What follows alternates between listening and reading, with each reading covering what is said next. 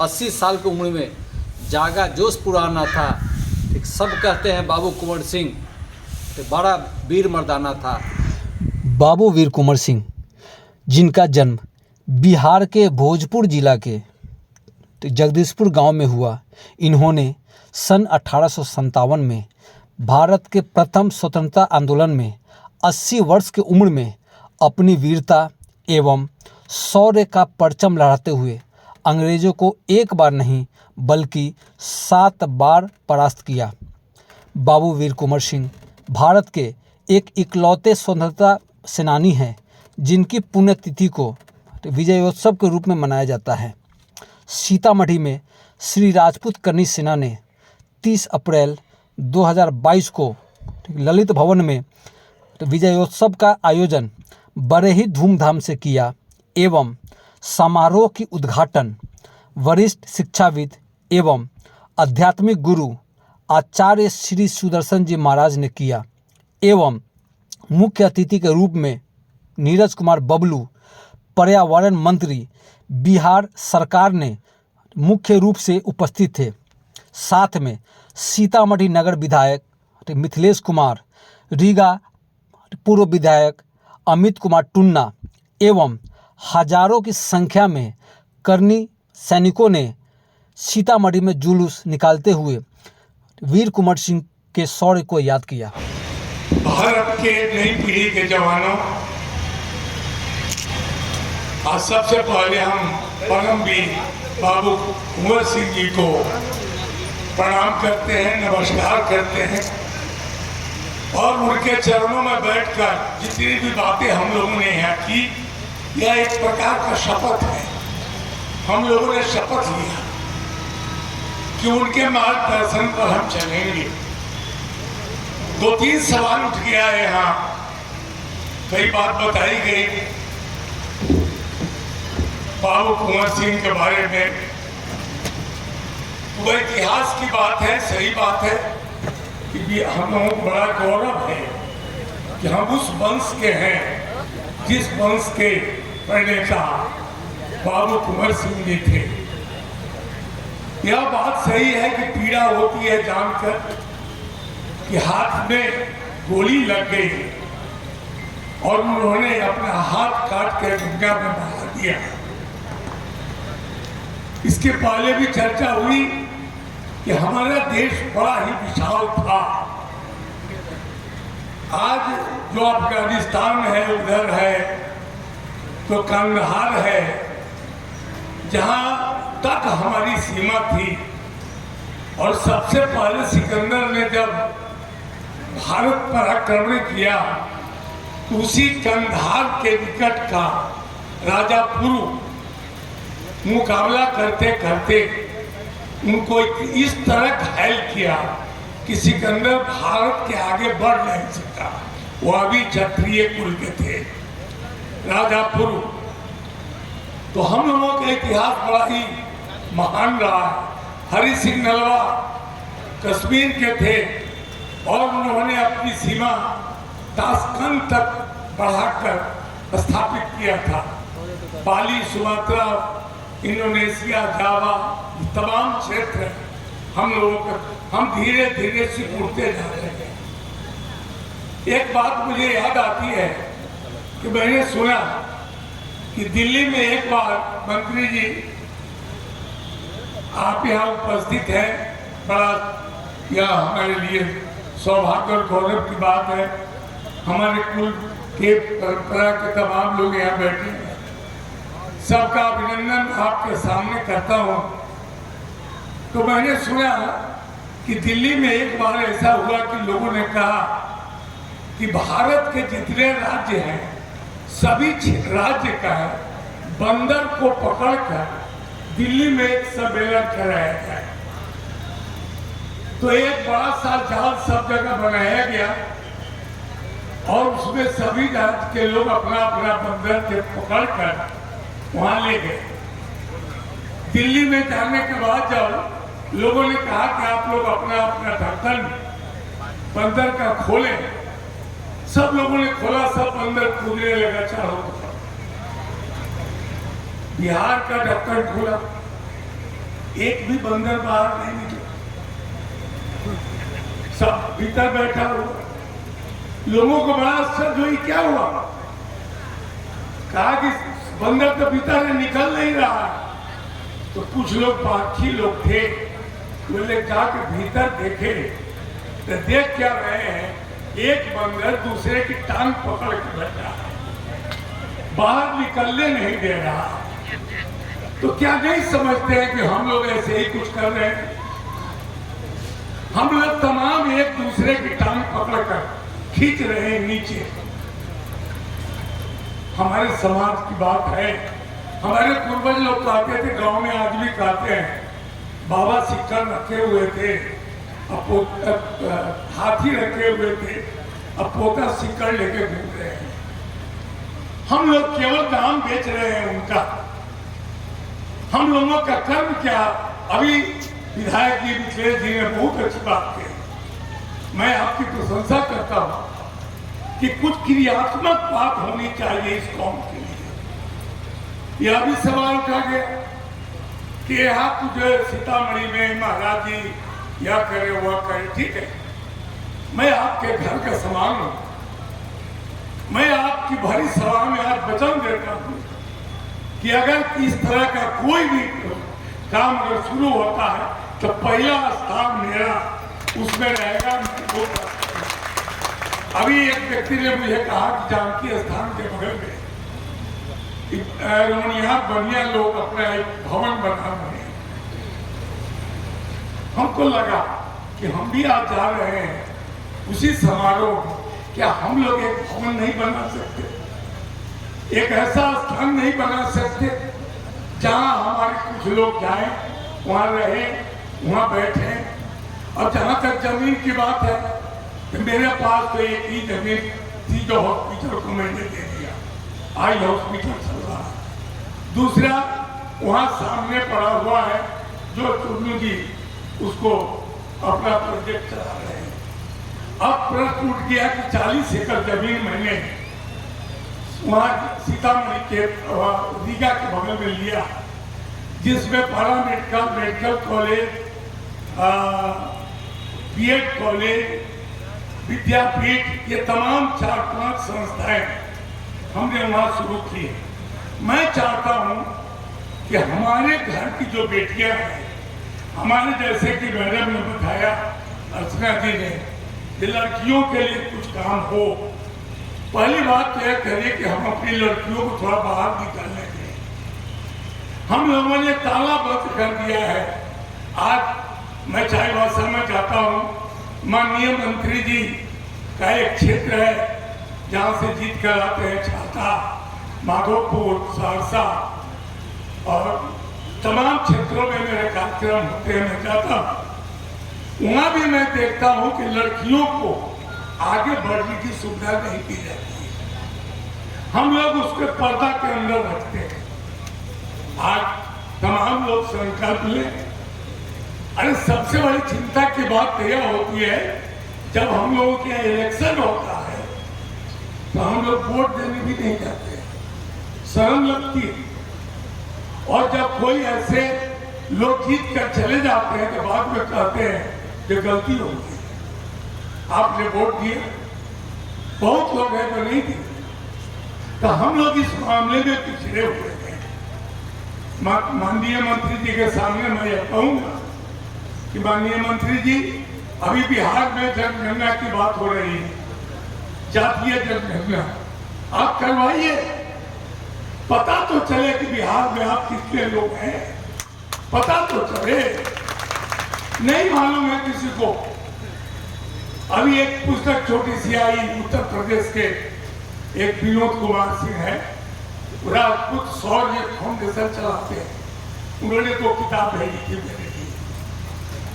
उसमें उन्होंने राजपूतों के वंश का वर्णन लिखा, पूरा इतिहास, कौन राजपूत कहां से निकला उन्होंने लिखा है उसमें। हम लोगों को अपनी इतनी पहचान नहीं है। कौन जानता है आपको जी सीतामढ़ी में आप कितने लोग हैं? सब जगह का आप अल्पमत में हैं। और जब तक आपकी एकता नहीं बनेगी, जब तक आप एक मुट्ठी भर बांध कर नहीं खड़े होंगे तब तक आपको कौन पूछेगा प्रजातंत्र। प्रजातंत्र में और एक बात और, आजकल लाठी चलाने का युग नहीं रहा, पढ़ने का युग आ गया। अपने बच्चों को पढ़ाएं। आज तमाम क्षेत्रों में स्कूल कॉलेज सरकार के भी है और निजी विद्यालय भी चल रहे हैं। इन तमाम क्षेत्रों में आपकी बेटी, अभी देखिए दरभंगा की एक लड़की, लाला जी की लड़की है भावना कंठ, वह ऐसी ट्रेनिंग ली और ट्रेनिंग लेने के बाद वह सीधे पायलट बन गए, पायलट बन गई। अभी हवाई जहाज उड़ा रही है, वो भी दरभंगा की बेटी है। हमारी बेटी गोबर पाती है, चूल्हा चौका करती है, कैसे हमारा विकास होगा। और जहां तक पढ़ने की बात है तो गरीबी कभी भी आने नहीं आती किसी बच्चों को पढ़ने के लिए। आप लिस्ट कीजिए ना, कौन सी बच्ची है और क्या करना चाहती है। पैरा मेडिकल में जाए, नर्स की ट्रेनिंग ले, या कंपाउंडर बनना चाहे, पैथोलॉजिस्ट करना चाहे, या इंजीनियरिंग में पढ़ना चाहे, ये तमाम चीज, ये सारे रास्ते खुले हुए हैं। लेकिन हम लोगों ने अपना दरवाजा बंद कर दिया है कि हम बाहर के हवा को नहीं आने देंगे। और एक बात और निवेदन, हम लोग तो आम जनता है यहाँ की, हमारे जो प्रतिनिधि चुन के जा रहे हैं, पिछले इतने वर्षों तक हमारे प्रतिनिधि पटना में रहे हैं, दिल्ली में रहे हैं, आखिर उनका भी तो कुछ दायित्व होता है। उनका भी तो कोई दायित्व है कि वे लोग इस समाज के पिछड़े हुए लोगों के लिए कुछ करें, क्योंकि हमारे आप प्रतिनिधि हैं। आप आगे बढ़े, पूरी जनता आपके साथ रहेगी। तो आज मेरी पूरी शुभकामनाएं है आप लोगों के प्रति, और मेरा वचन है कि मैं चाहता हूं सीतामढ़ी में एक अपनी कर्मी सेना का एक कार्यालय बने, और जिसमें मैं सबसे आगे बढ़कर आपका योगदान दूंगा। कम से कम 5 लाख रुपया से वह शुरू किया जाएगा। इतनी मेरी तरफ से घोषणा है। बहुत बहुत धन्यवाद। इस कार्यक्रम में आए हुए सभी सम्मानित बुजुर्गों, नौजवान साथियों एवं करनी सेना के सभी हमारे सम्मानित समर्थकगण, सिपाहीगण, आज सीतामढ़ी की धरती पर मैं सर्वप्रथम मां सीता की इस जन्मस्थली को नमन करता हूं, प्रणाम करता हूं। और इस विजयोत्सव समारोह में आए हुए आप सभी अतिथियों का अपनी ओर से अभिनंदन करता हूं, स्वागत करता हूं। बंधुओं, आज हम लोग बाबू वीर कुंवर सिंह के विजयोत्सव समारोह में उपस्थित हुए, और बाबू वीर कुंवर सिंह के बारे में हम समझते हैं बताने की आवश्यकता नहीं है। उनके बारे में बताना सूरज को दिया दिखाने के समान है, क्योंकि बिहार के इस मिट्टी के लाल के बारे में हम समझते हैं कि जो नई पीढ़ी है उनको जरूर जानना चाहिए, जो नहीं जानते हैं। हम अपने आयोजन समिति के सभी टीम को, पूरे टीम को दिल से बधाई देना चाहते हैं, अभिनंदन करना चाहते हैं, स्वागत करना चाहते हैं कि आपने बड़ा ही शानदार कार्यक्रम आयोजित किया और बाबू वीर कुंवर सिंह को याद करने का काम किया और नई पीढ़ी को उन्हें बताने का काम किया। साथियों, हम लोग जब स्कूल में पढ़ा करते थे तो उसमें बचपन में किताबों में पढ़ा करते थे, स्कूल जाते थे कि 80 वर्षों के आयु में जागा जोश पुराना था, सब कहते थे कुंवर सिंह भी बड़ा वीर मर्दाना था। ये बाबू वीर कुंवर सिंह की पहचान थी। साथियों, अभी पूर्व के सारे वक्ताओं ने विस्तार से बताया, और विस्तार से बताने के क्रम में कुछ बातें हम समझते हैं कि बाबू वीर कुंवर सिंह से डाइवर्ट होकर के हम समाज के ऊपर चले आए। हम आपको बताना चाहते हैं कि बाबू वीर कुंवर सिंह को लोग पहले जानते हैं अपने कर्म से, बाद में जानते हैं कि किस समाज के थे।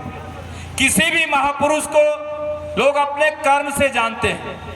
पहला कर्म होता है, बाद में समाज होता है, बाद में उसको लोग जानते हैं कि ये किस समाज से पैदा हुआ।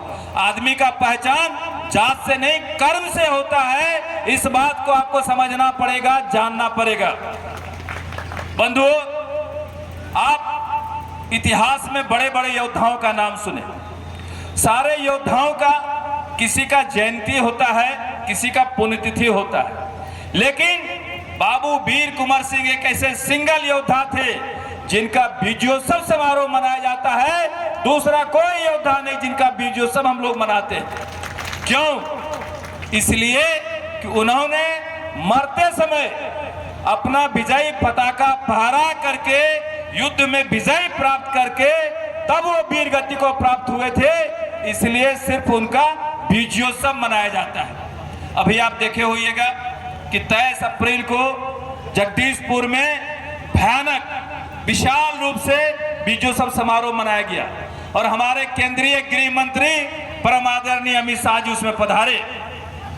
जिस तरह से इतिहास में छेड़छाड़ किया गया और इतिहास में हमारे योद्धाओं को कम करके लिखा गया, कम करके आंका गया, वो हमारे लिए दुर्भाग्य की बात है। और इसी को सही करने के लिए हमारी एनडीए की सरकार लगातार इस पे काम कर रही है कि जो हमारे योद्धा रहे हैं, जो हमारे महापुरुष रहे हैं, उनका जो कीर्ति है, उनका जो गाथा है, वो सही से इतिहास में दर्ज हो। और वहां पे जगदीशपुर में जो कार्यक्रम हुआ, वो कार्यक्रम आपको पता है या नहीं है, हो सकता है इसमें से बहुत सारे आदमी गए भी होइएगा। उस कार्यक्रम को गिनीज बुक ऑफ वर्ल्ड में दर्ज किया गया। ये हमारे लिए सम्मान की बात है, ये हमारे लिए गर्व की बात है, क्योंकि बाबू वीर कुंवर सिंह इसी मिट्टी के लाल थे, इसी बिहार के लाल थे। हमें गर्व होता है कि बाबू वीर कुंवर सिंह ने जिस तरह से 80 वर्षों के आयु में इस तरह से लड़ाई ठाना और लड़ाई लड़के पूरे हौसला देने का काम किया समाज को। और बाबू वीर कुंवर सिंह जिस तरह से बड़े जमींदार थे, उसी तरह से उन्होंने बड़े चौकीदार का भी हक अदा किया, काम किया। आज घूम घूम करके हमारे माननीय प्रधानमंत्री जी कहते हैं हम देश के चौकीदार हैं, लेकिन सबसे पहला चौकीदार वाला काम तो हमारे बाबू वीर कुंवर सिंह ने किया, जो पूरे इलाके में, पूरे समाज के लिए, पूरे राज्य के लिए चौकीदारी का काम किया, लड़ने का काम किया। और अंग्रेजों का गुलामी उन्होंने स्वीकार नहीं किया। और जब 1857 में लड़ाई शुरू हुआ, क्रांतिकारी आगे निकले, तो उनका मोर्चा संभालने का काम किया। सिपाही विद्रोह हुआ और उसका भी मोर्चा संभालने का काम बाबू वीर कुंवर सिंह ने किया। और बाबू वीर कुंवर सिंह जब घूम घूम करके रीवा में, बांदा में, लखनऊ में, कानपुर में, हर इलाके में जाकर के लड़ाई फतह करने का काम किया, तो पूरे देश में चर्चा में आए बाबू वीर कुंवर सिंह। एक तरफ मंगल पांडे लड़ाई लड़ रहे थे, दूसरी तरफ तात्या तोपे लड़ाई लड़ रहे थे, और सब नाम के ऊपर बाबू वीर कुंवर सिंह का नाम भारी पड़ने लगा, क्योंकि 80 साल की उम्र में जिस तेज गति से उन्होंने लड़ाई शुरू किया और जिस तेज गति से उन्होंने फतह करना शुरू किया, अंग्रेजों को पीछे धकेलना शुरू किया, तो सबसे अहम अक्षर में 1 नंबर पर बाबू वीर कुंवर सिंह का नाम आया।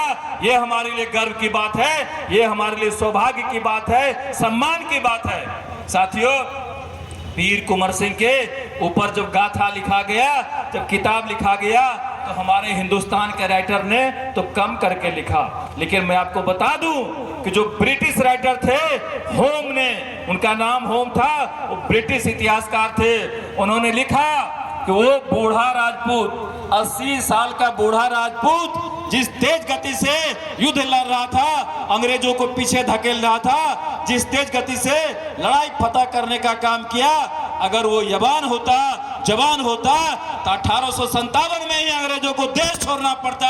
ये ब्रिटिश राइटर ने लिखने का काम किया।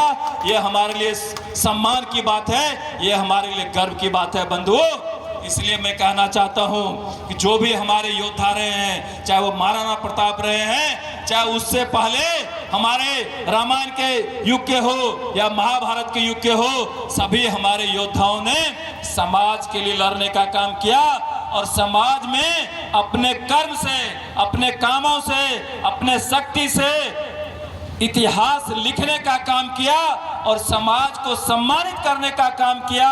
ये हमारे नई पीढ़ी के लिए सीखने का आवश्यकता है, समझने की जरूरत है। हम अपने आज